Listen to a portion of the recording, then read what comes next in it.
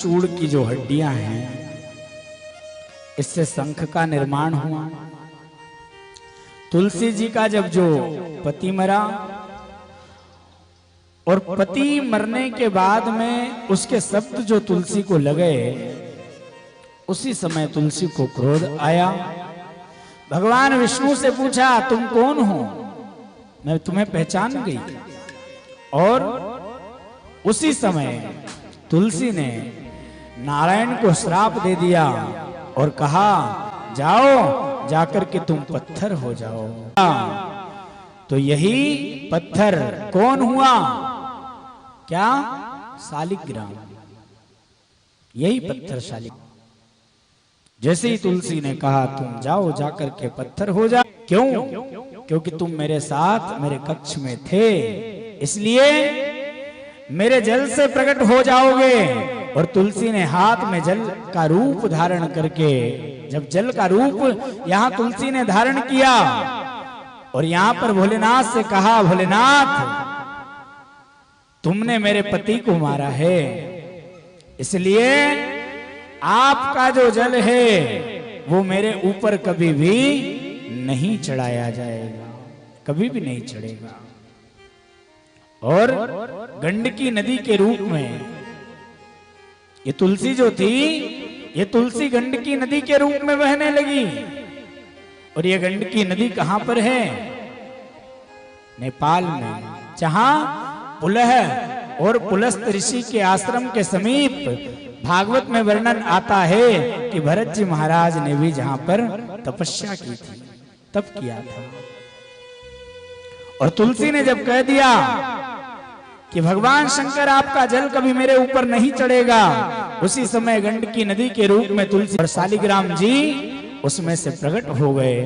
और यहां पर शिव महापुराण की कथा वर्णन करती है कि जो गंडकी नदी का जल है, और महाराज अगर गंडकी नदी का जल देवादिदेव महादेव भगवान शंकर के ऊपर अगर चढ़ जाए तो उसे 1000 गौ हत्या के तुल्य पाप लगता है।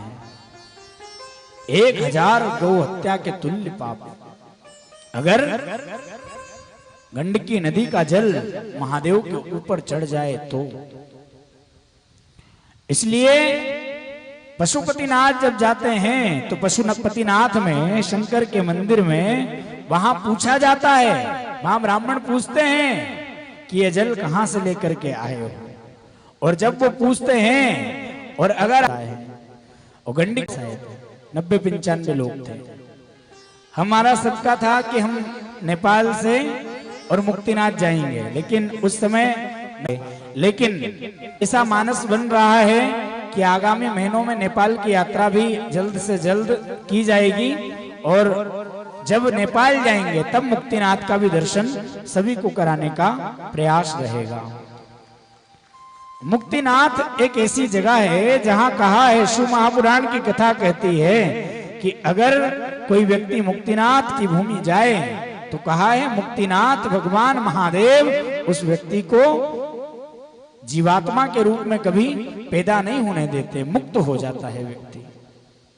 ऐसे दिव्य महिमा का वर्णन शिव महापुराण की कथा मुक्तिनाथ के लिए करती है। और अगर जब हम मुक्तिनाथ जाते हैं तो मुक्तिनारायण में जहां गंडकी नदी है, जब गंडकी नदी जब बहती है तो हाथ में वहां पर तुलसी को लेकर कहते हैं, उसी समय तुलसी वहां जाती है और ठंडे जल के कारण हाथ में से, और हाथ में उसी समय शालिग्राम के भीतर अपना हाथ करेंगे। तो महाराज तुलसी ने कहा था कि तुम मुझसे अगर प्रकट होकर के मेरे ही जल में साथ रह करके मेरे साथ अगर प्रवाहित रहोगे तो यही हुआ।